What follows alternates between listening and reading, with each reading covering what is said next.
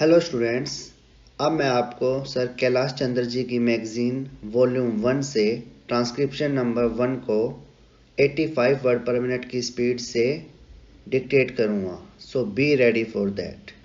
5, 4, 3, 2, 1 start.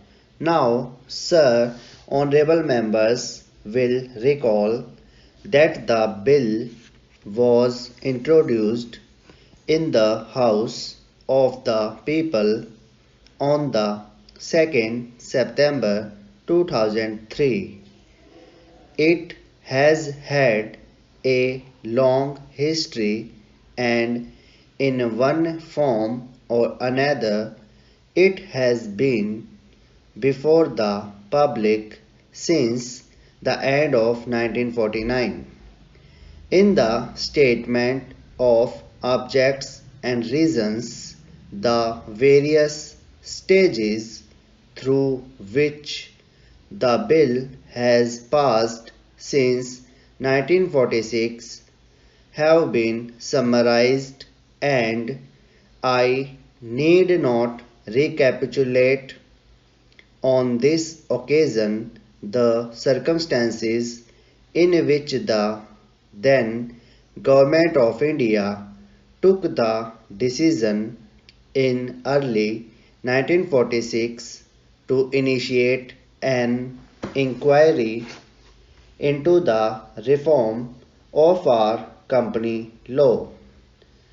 I would remind honorable members that between 1946 and 1948, the entire field of company law was carefully reviewed by two distinguished company lawyers who were appointed to recommend the broad lines on which the present act should be revised.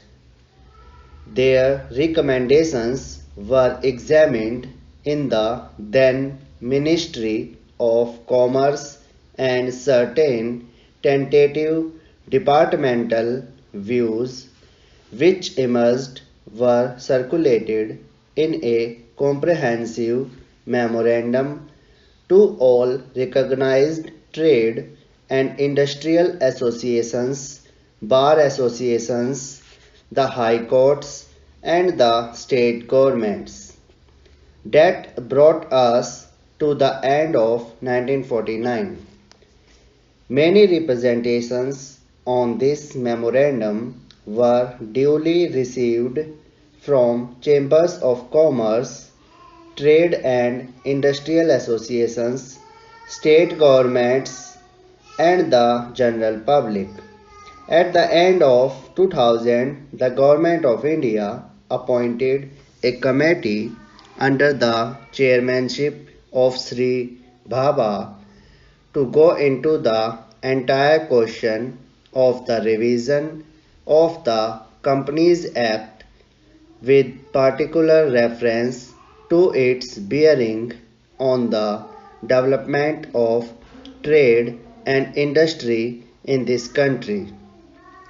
This committee examined a large number of witnesses in many parts of the country and submitted its report in March 2002. This report again was circulated to all state governments, chambers of commerce, trade associations, high courts, and many other bodies. At the same time, a special officer was appointed in the Department of Economic Affairs, Ministry of Finance, to examine the report in the light of the views received from the interested public and to submit proposals to government for the revision of the present act. The bill now before the House is based largely on the recommendations of the Company Law Committee modified in a few particulars. Honorable members will notice that so far as public relations go, the bill has covered adequate ground in a measure like the Companies Bill, however, which covers the entire field of the operation of joint stock companies. The limits of consultation and discussion can never be exhausted, and I would like to inform honorable members that although the bill was introduced in Parliament over 7 months ago, our officers have been engaged throughout this period in further studies and informal discussions with the interests concerned, and on occasions I have also participated in such discussions.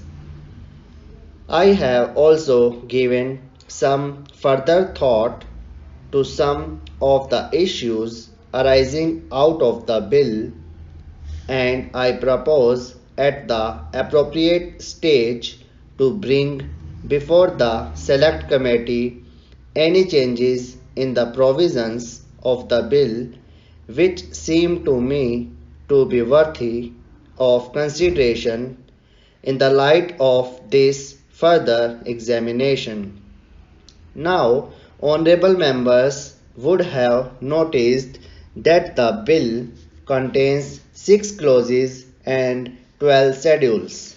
I think it is probably one of the longest legislative measures in recent legislative history, but its size might be regarded as misleading unless I make a few comments.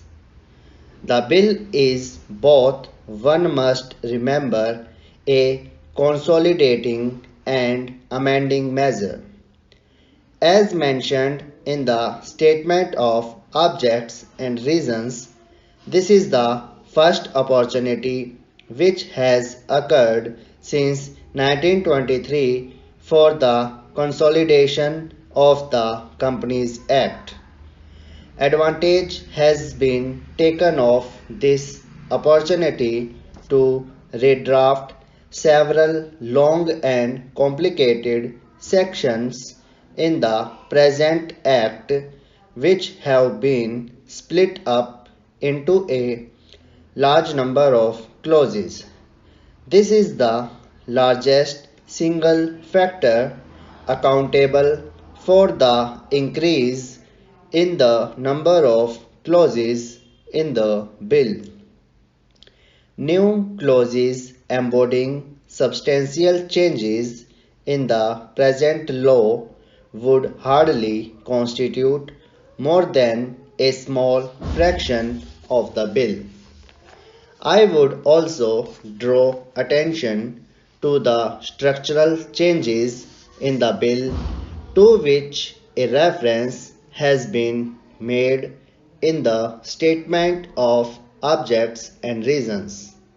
The redraft of the bill and the rearrangement of the existing chapters in the Companies Act in a more logical order have, I think, resulted in a noticeable improvement in the form of the bill, and I hope will facilitate better understanding and appreciation of the scheme. I wish that the Act which came into effect long ago was implemented properly. I know that the minister here is very earnest in implementing it, but unfortunately his colleagues at the state level are disappointing him.